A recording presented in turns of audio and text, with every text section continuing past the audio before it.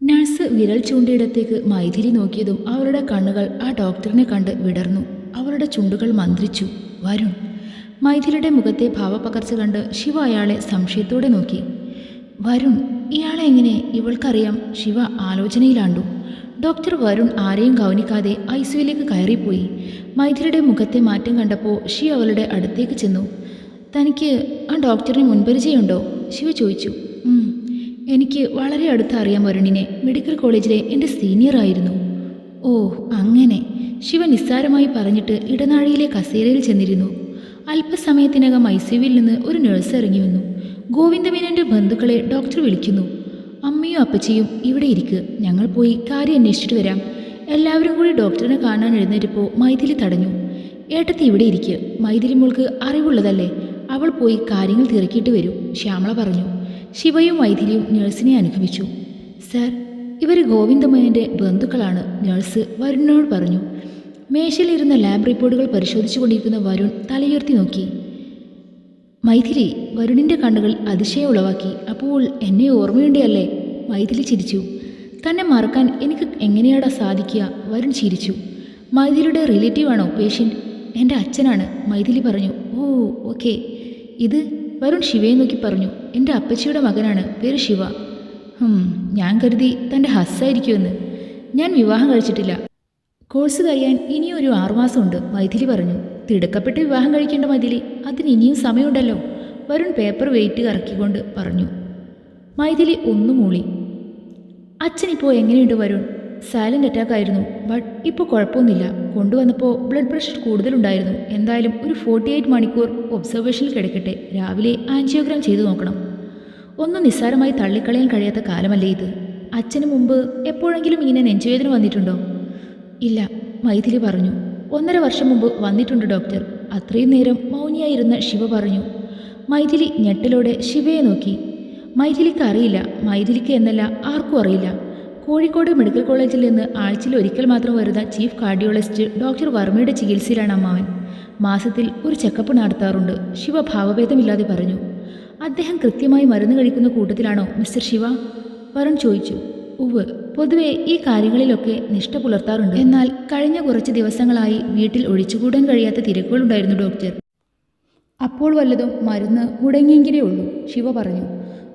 ചിലപ്പോൾ അതാകാം കാരണം. ഞാനിവിടെ ഗസ്റ്റ് ഡോക്ടർ ആയതുകൊണ്ട് എനിക്ക് മെഡിക്കൽ ഹിസ്റ്ററി ഒന്നും അറിയില്ല. Thanks for the information mister Shiva, it's really helpful, Varun പറഞ്ഞു. ശിവ എഴുന്നേറ്റു.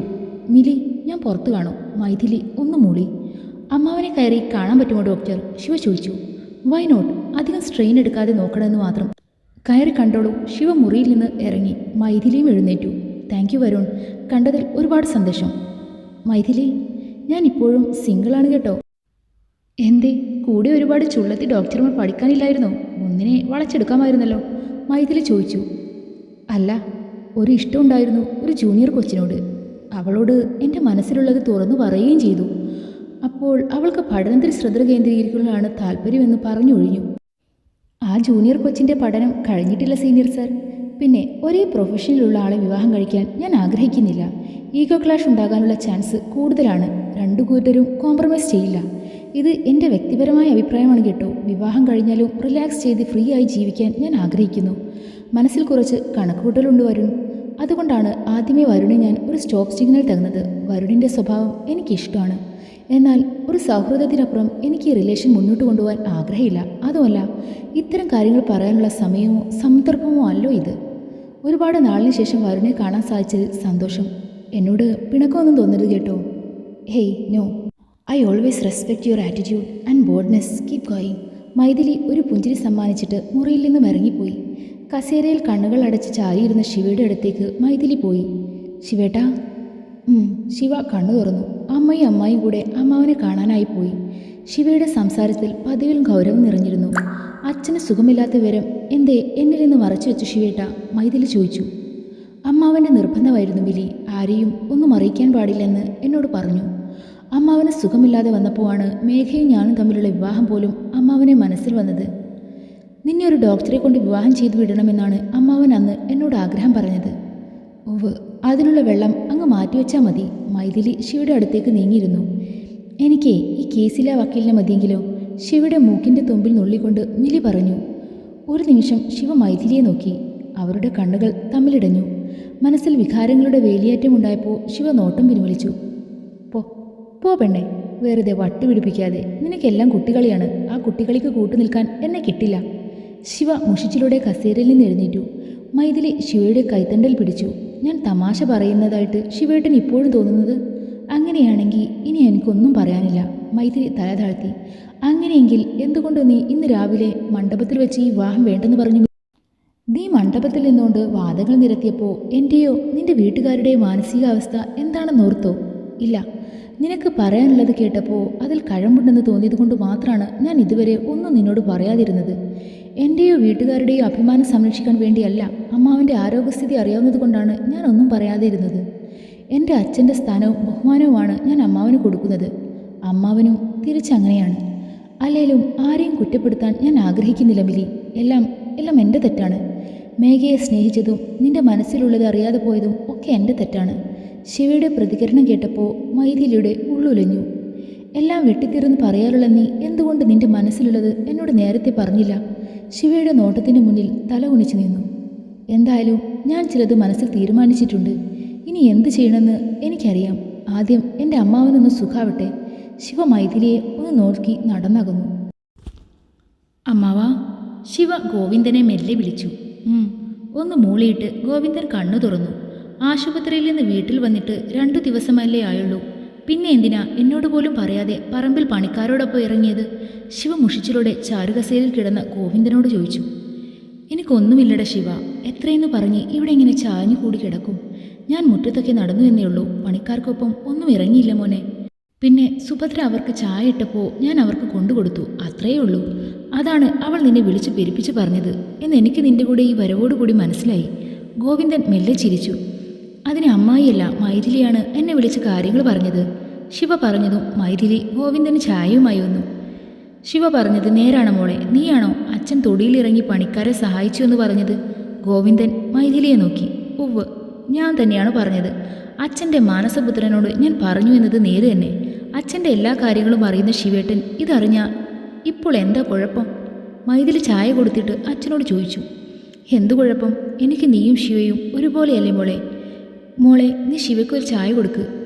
ഏയ് വേണ്ട മിലി, എനിക്ക് ചായ വേണ്ട, ശിവ പറഞ്ഞു. എൻ്റെ മേലായ്മ കാരണം മോൾക്ക് തിരിച്ചു പോകാൻ പറ്റിയില്ല.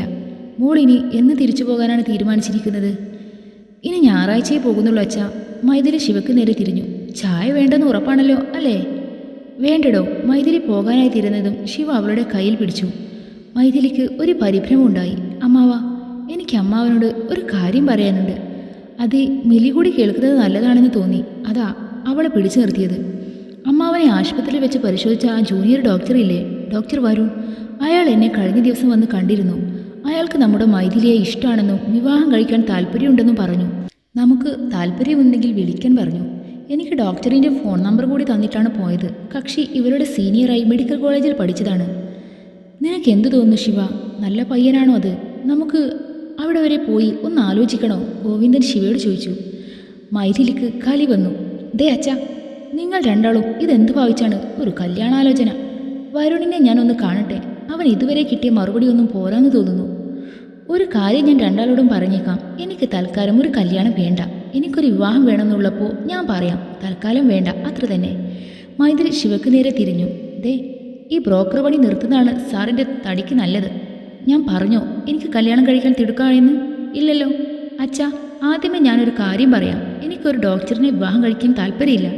അങ്ങനെ ആരും ഒരു ഡോക്ടറിനെ കൊണ്ട് എന്നെ വിവാഹം കഴിപ്പിക്കാമെന്ന് ആഗ്രഹിക്കുകയും വേണ്ട. പിന്നെ അച്ഛന് ഞങ്ങളെക്കാളും ഇഷ്ടം കേസില വക്കീലായ ഈ മാനസപുത്രനെയല്ലേ? ഇദ്ദേഹത്തെ പോലെ നല്ലൊരു പയ്യനെ മഷിയിട്ട് നോക്കിയിട്ട് കിട്ടാഞ്ഞതുകൊണ്ടല്ലേ ചേച്ചിക്ക് ആലോചിച്ചത്. അതുകൊണ്ട് ഞാനൊന്ന് തീരുമാനിച്ചു. വിവാഹം കഴിക്കുകയാണെങ്കിൽ അത് ശിവേട്ടനെ മാത്രമായിരിക്കും. മൈഥിലിയുടെ വെളിപ്പെടുത്തൽ കേട്ട് ഗോവിന്ദൻ പതറി നിൽക്കുന്ന ശിവയെ നോക്കി. ഗോവിന്ദൻ കസേരയിൽ നിന്ന് എഴുന്നേറ്റു മൈഥിലിയുടെ അടുക്കലേക്ക് ചെന്നു. നീ എന്താ പറഞ്ഞു വരുന്നത്? ഈ നിൽക്കുന്ന ശിവയെ നിനക്കിഷ്ടമാണെന്നോ? ഗോവിന്ദൻ്റെ ശബ്ദം മുറുകി. മൈഥിലി ഒന്നും മിണ്ടിയില്ല. എടി, നിന്നോടാണ് ചോദിച്ചത്, നിനക്ക് ഇവനെ ഇഷ്ടമാണോ എന്ന്. മൈഥിലി മൂളി. അടുത്ത നിമിഷം ഗോവിന്ദൻ്റെ കൈകൾ മൈഥിലിയുടെ കവിളത്ത് പതിഞ്ഞു. അമ്മാവാ. വീണ്ടും അടിക്കാനായി ഓങ്ങിയ ഗോവിന്ദനെ ശിവ ബലമായി പിടിച്ചു മാറ്റി. എന്ത് ഭ്രാന്ത അമ്മാവ ഇത്? എന്ത് ഭ്രാന്താണ് ഈ കാണിക്കുന്നത്?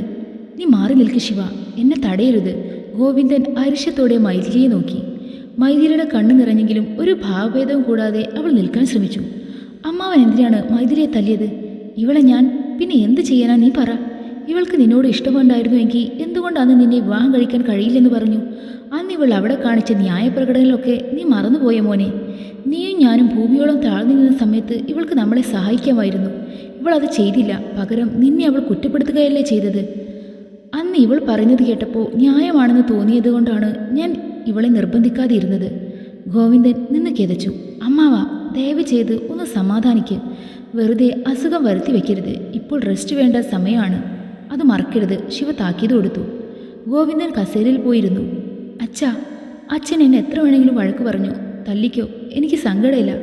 എനിക്ക് ശിവേട്ടനെ ഇഷ്ടമായിരുന്നു. എന്നാൽ ചേച്ചിയുമായി ശിവേട്ടൻ്റെ വിവാഹം ഉറപ്പിച്ചപ്പോൾ അവർക്ക് പരസ്പരം ഇഷ്ടമാണെന്ന് അറിഞ്ഞപ്പോൾ ഞാൻ എന്നെ സ്വയം ശാസിച്ചു. എൻ്റെ ഇഷ്ടങ്ങൾ മനസ്സിൽ കുഴിച്ചുകൂടി. പക്ഷേ ചേച്ചി ശിവേട്ടനെ കബളിപ്പിക്കുകയാണെന്ന് ബോധ്യമായപ്പോൾ അവളെ തിരുത്താൻ ഞാൻ ശ്രമിച്ചു. എന്നാൽ ഞാൻ പറഞ്ഞതൊന്നും കേൾക്കാൻ ചേച്ചി നിന്നില്ല. മൈഥിലി കണ്ണു തുടച്ചു. ഇത് പ്രായശ്ചിത്തമോ ഏറ്റുപറച്ചിലോ ഒന്നുമല്ല. ശിവേട്ടനെ ഇഷ്ടമായതുകൊണ്ട് പറഞ്ഞതാണ്. ഇനി ഞാൻ ആരെയും ഒന്നും പറഞ്ഞ് വിഷമിപ്പിക്കില്ല, സത്യം. നാളെ തന്നെ ഞാൻ ബാംഗ്ലൂർക്ക് തിരിച്ചു വയ്ക്കാളോ. മോളെ, ഗോവിന്ദൻ വിളിച്ചിട്ടും മൈഥിലി നിന്നില്ല. ശിവ മൈഥിലിയുടെ കൈയെ പിടിച്ചു. ആർക്ക് മനസ്സിലായില്ലെങ്കിലും എനിക്ക് മനസ്സിലാവും നിന്നെ. ഇനി ആർക്ക് വേണ്ടിയും ഒന്നിനു വേണ്ടിയും നിന്നെ ഞാൻ ഉപേക്ഷിക്കില്ല മിലി. എനിക്ക് നിന്നെ വേണം എൻ്റെ ജീവിതത്തിൽ എന്നും കൂട്ടായി. മൈഥിലിയുടെ ഇരു കരങ്ങളും ഗ്രഹിച്ച് ചേർത്ത് നിർത്തി ശിവ ആർദ്രമായി പറഞ്ഞു. കൊട്ടും കുരവയും ഒന്നും വേണ്ട അമ്മാവ, നമുക്ക് ഏറ്റവും ലളിതമായി ഈ ചടങ്ങുകൾ നടത്താം. ശിവ പറയുന്നത് കേട്ട് ഗോവിന്ദൻ ഒന്ന് മൂളി. പുറത്ത് ശക്തമായി മഴ പെയ്യുന്നുണ്ടായിരുന്നു. പെട്ടെന്നാണ് വാതിലിൽ ആരോ മുട്ടുന്ന ശബ്ദം കേട്ടത്. ആരോ വാതിൽ തട്ടുന്നുണ്ടല്ലോ അമ്മവ, നീ പോയി വാതിൽ തുറന്നു നോക്കുമോനെ, ഗോവിന്ദൻ പറഞ്ഞു.